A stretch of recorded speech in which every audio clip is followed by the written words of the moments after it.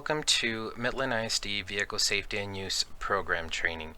This training is intended for all district employees who are currently assigned a district vehicle or new hires who will be assigned a district vehicle for business purposes.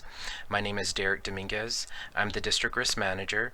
My number is 432-240-1824 if you have any questions regarding this training, and you can also send me an email at derek.dominguez@midlandisd.net. Here we have the contents of the new policy. We'll go through the introduction briefly. I'll talk about the scope, driver responsibilities, driver qualifications, driving requirements and responsibilities, types of violations for screening district drivers, reporting incidents, accident prevention and review, Department of Transportation regulated vehicles, non-district owned vehicles, vehicle security, pre-trip walk-around inspections, vehicle service and maintenance intervals, records kept for district vehicles, defensive driving, and definitions of terms. There's also auto accident instructions on the final pages, and I'm going to go over each one of these briefly. You all will receive a copy of this agreement as well once you acknowledge that you've attended the training, so you'll be able to review it in detail if you have any questions for me. So here we have the introduction and the summary that you all can review, but my main thing is to go over the scope. This manual outlines the minimum practices regarding the safe operation of school vehicles. Individual departments may have additional policies in place that surpass the requirements in this manual. Bus driver policies are coordinated by the Transportation Department, and they're subject to Department of Transportation regulations. And violations of the rules contained herein may result in revocation or restriction of driving privileges or other disciplinary action as appropriate. Driver responsibilities. Supervisors are responsible for ensuring that employees under their direction comply with all elements of this program. All employees and officials who drive a vehicle to conduct district business must comply with applicable elements of this program and must sign a statement confirming that they have read and understand information contained herein. And that statement is towards the end of this policy. Driver qualifications. The district's Human Resource Department will confirm eligibility for district vehicle driving at time of hire based upon job requirements.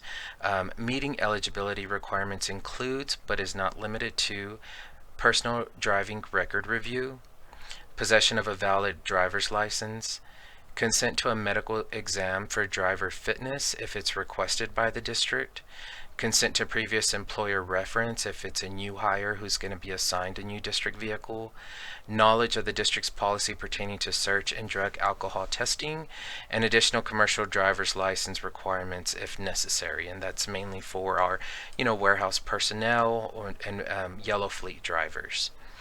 Driver's license. Employees and officials who drive on district business must have a current and valid Texas driver's license appropriate for the classification of vehicles they drive. Drivers are to have their license in their possession at all times during operation. An employee driver is required to immediately notify within 24 hours or the end of the next business day his or her supervisor when his or her driver's license has been suspended, revoked, or restricted, or in the event of any accidents or receipt of any citations. This is very crucial that the employees do notify us if they have certain violations when driving a district vehicle. Failure to do so may result in loss of driving privileges or other disciplinary action. MVR review. District vehicle drivers must read and sign an MVR consent that permits Midland ISD to complete a motor vehicle background check.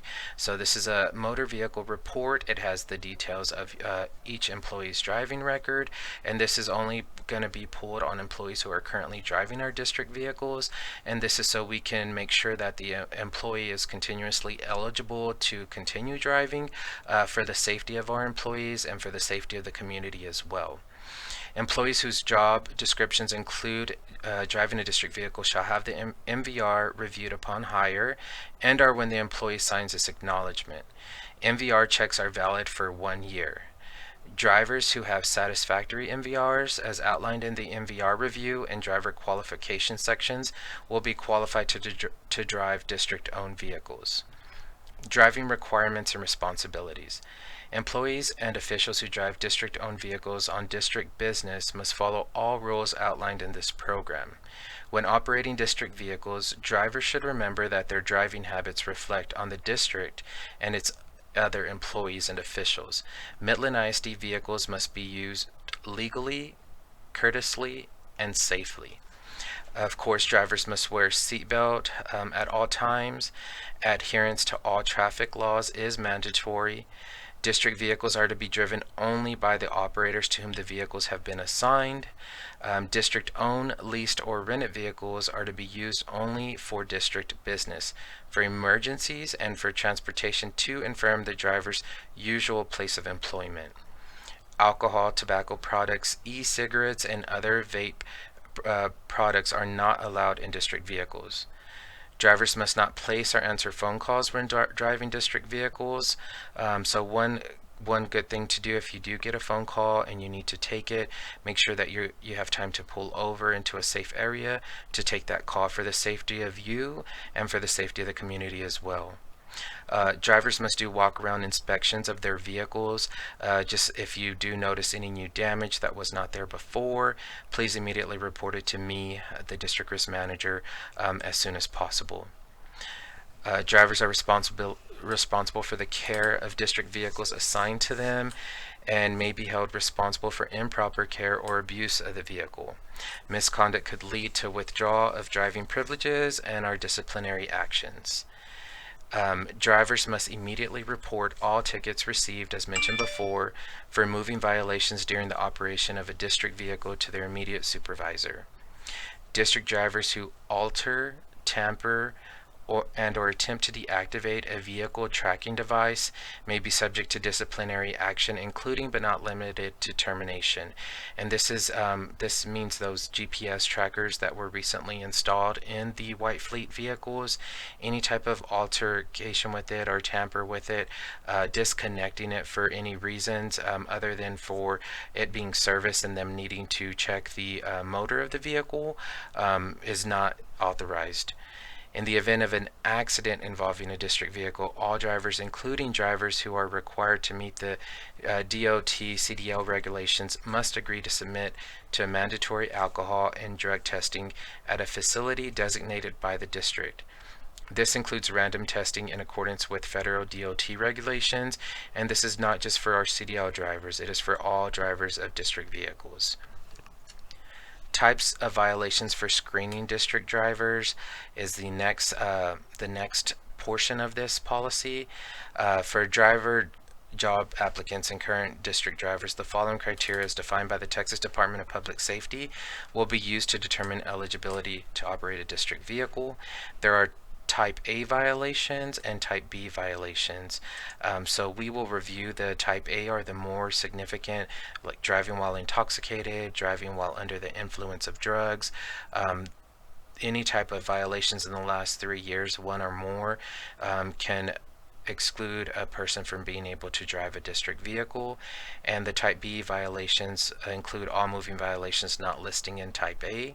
And if there are 4 or more of those within the last 3 years, that could also affect driving privileges for employees. And this is where the MVRs come into play, so we can annually, at minimum, check employees who have our vehicles and are driving them for district use to ensure that they are safe drivers and able to be driving within our community. Reporting incidents was mentioned before. Also in the vehicles, there is in the glove box detailed instructions on how an employee should respond whenever involved in an accident. This goes into further detail, which each employee can review whenever they have the printed copy of this. Non-district owned vehicles, personal vehicle for district business, or rented vehicles. This was important that I wanted to bring to y'all's attention. In situations where non-district vehicles used to conduct district business, the following rules apply. Non-district owned vehicles driven for district businesses are driven by licensed adults, not students. Students are not to be asked to drive personal vehicles to conduct district business. Drivers of non-district owned vehicles for district business are required to carry personal auto liability insurance at all times, regardless of whether the driver is being reimbursed mileage or paid a travel allowance or stipend. The insurance verification card must be carried in the vehicle while it is in use. The personal auto liability policy for the vehicle will be primary in the event of an accident.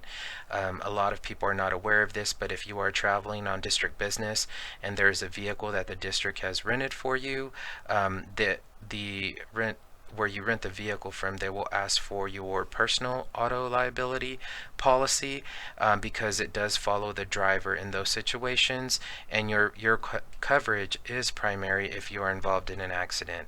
If you do not have enough limits on your coverage, then that's when the district policy comes in as secondary. So that is important to know.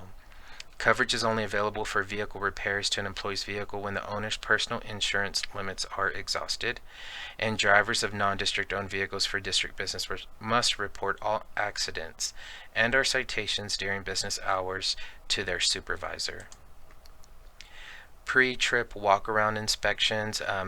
This was initially mainly for our CDL drivers, but we are also encouraging it for our white fleet drivers as well, as mentioned before, just to make sure if there are any damages or any dangers out there. If your tail lights aren't working, it's something that we need to get repaired as soon as possible. So situations like that, definitely immediately report it to me and or the transportation department. Defensive driving. District drivers are expected to drive defensively at all times. This policy has some tips on how our employees should drive our district vehicles and also their personal vehicles as well, just to help them make sure that they're always staying alert, and driving cautiously and safely. There are definitions of terms and towards the end of the policy. If you have any questions regarding those, please definitely let me know. This is the vehicle use agreement, and it's acknowledging that you all received a copy of this policy, you reviewed it in detail, and if you have any questions, again, let me know. Derek Dominguez, 240-1824, or you can email me at derek.dominguez@midlandisd.net. This vehicle use agreement is also the MVR release, motor vehicle report, so that way we do have your permission to pull the MVR to confirm your eligibility to drive our district vehicles. Auto accident instructions are in every vehicle, but there's also an extra pair in here as well that you'll always have available to you. Here it lists all the accident details that you could fill out and submit to me, or the district police will also be going out and taking care of some of this information, but it's good to have it for your records as well. There's also a scene diagram here at the very end. Sometimes when employees are involved in an accident, it's easier to draw the way the accident occurred than explain it. So this is also handy for us as well. Again, I appreciate y'all's time in reviewing this policy. If you have any questions or any concerns, again, please feel free to reach out to me. My number is 432-240-1824. Thank you very much and have a good day.